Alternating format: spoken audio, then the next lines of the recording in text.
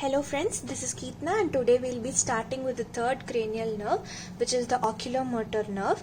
Obviously the name indicates that this is oculomotor, which means it is going to be associated with the movement related to the eyes. And now this is a small key for you to remember that this is going to be related with the eye movements. Coming to the functional components and nuclei of the third cranial nerve, we have GSC fibers and GVE fibers. The GSC fibers, that is the general sensory efferent fibers, they arise from the somatic component of the oculomotor nucleus. Now this is important because they both arise from the oculomotor nucleus, but GSC arises from the somatic component and GEV, that is general visceral efferent, will arise from the parasympathetic component. So the GSC fibers will supply the extraocular muscles, and the GVE fibers, they will be supplying the sphincter pupillae and the ciliaris muscle, and these are also associated with the preganglionic parasympathetic fibers that relay in the ciliary ganglion. So one more point that we have to note here is this component is commonly called as the Edinger-Westphal nucleus, and this is a simple diagram depicting the functional components and the nuclei of the oculomotor nerve, and this is the distribution of the constitutional fibers of the oculomotor nerve. So as you can see, this part is arising from the Edinger-Westphal nucleus, and the other part, that is the GVE fibers, is arising from, the GSC fibers, that is arising from the sympathetic part. And as you can see here, this is the distribution of the nerve. So they are both arising from this part where the two nucleus is present, and from here they form a single nerve, and from here again they split to supply various components. So here the GVE is relaying in the ciliary ganglion, from where they are supplying the ciliary muscle and the dilator pupillae and constrictor pupillae, and then we have the GSC fibers that are supplying the various intraocular muscles. So this is a simple flowchart representing the course, relation and distribution of the oculomotor nerve. So as you can see, they are arising from the oculomotor sulcus, and from here it is actually arising from the medial aspect of the cerebral peduncle of the midbrain and appears in the interpeduncular fossa, and it runs forward and laterally between the posterior cerebral artery and the superior cerebellar arteries, and lateral to the posterior communicating artery. Now after this, they will pass through the tentorial notch of the tentorium cerebelli to reach the middle cranial fossa, and here in the middle cranial fossa it will pierce a structure called as the oculomotor triangle that will lie in between the free and the attached margins of the tentorium cerebelli in the roof of the cavernous sinus. And from here in the cavernous sinus, it will be in the anterior part of the cavernous sinus, it will divide into two divisions, which is the upper and lower division. The upper division is quite small. In the superior orbital fissure, it will pass through the superior rectus and supply the levator palpebrae superioris, and the lower version, that is, I have indicated black for the lower division. So the lower division of the oculomotor nerve, they will go through the superior orbital fissure, and then they will go below the optic nerve, and from here they will give out three branches, which is one supplying the medial rectus, and then the other one supplying the inferior rectus, and then the other one which is supplying the inferior oblique muscle.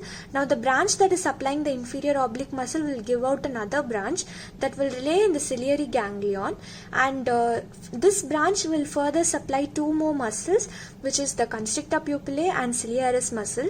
We'll see in the clinical anatomy how each and every muscle, if they are affected, it will affect the overall function of an eye. So for example, in the ciliary ganglion, if this part is getting affected, the constrictor pupillae is affected. If that is affected, the pupil will appear dilated, and also the loss of accommodation, that is the accommodation reflex, will be lost. So now that we saw the flow chart, let us try to visualize the course of the oculomotor nerve. So as you can see, it is arising here from the midbrain, and it is going in between these two arteries, and after reaching the cavernous sinus it is piercing, and then in the middle it is splitting into two divisions, the upper and lower division, and it is going to the superior orbital fissure.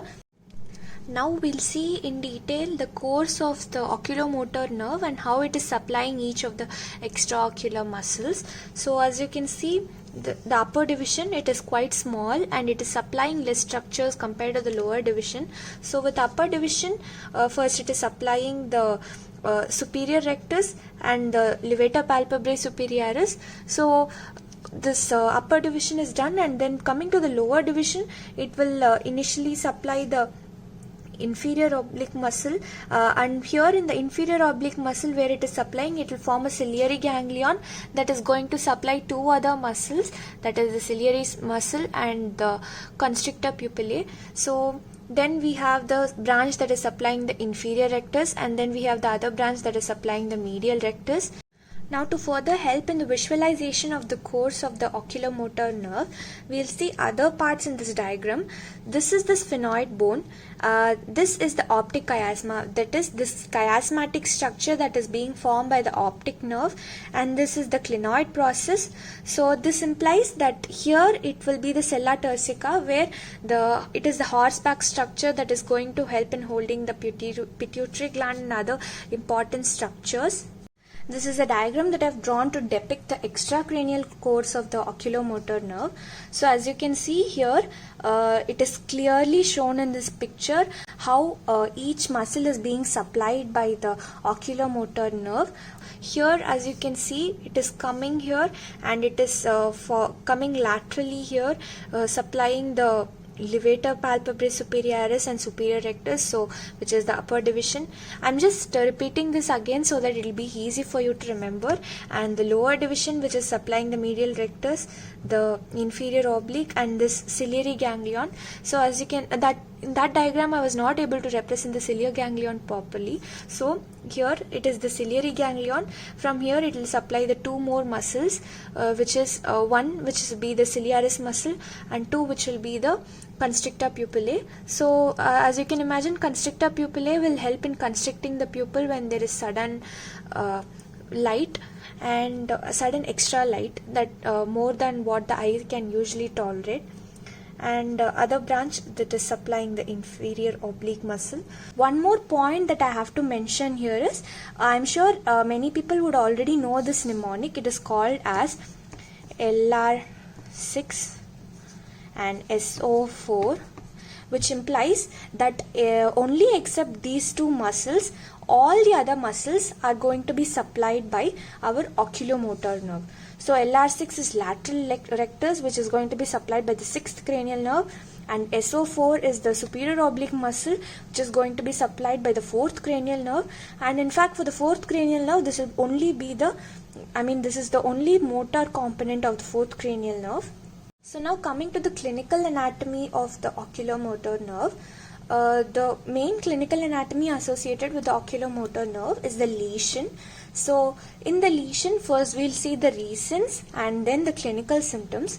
So coming to the reasons, the compression can mainly be due to the aneurysm in an internal carotid artery or aneurysm of the posterior communicating arteries. As we saw in the course of the nerve, the nerve was traveling in between these arteries. So if there was an aneurysm in these arteries, it will definitely affect the nerve, and then we have the transtentorial uncal herniation, because of which even the lesion can occur.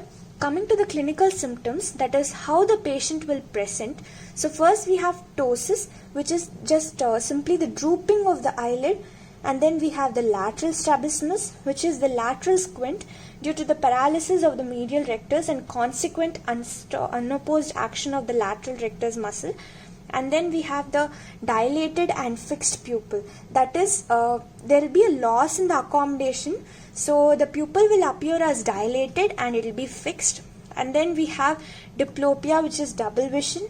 And then we have proptosis, which is the prominence of the eyeball. That is, the eyeball will become bigger. It will slightly come out of its orbital cavity, and this is mainly due to the relaxation of the muscles of the eyeball. So this is, to summarize, we saw the functional components, we saw the course relation, and then we saw the extracranial course.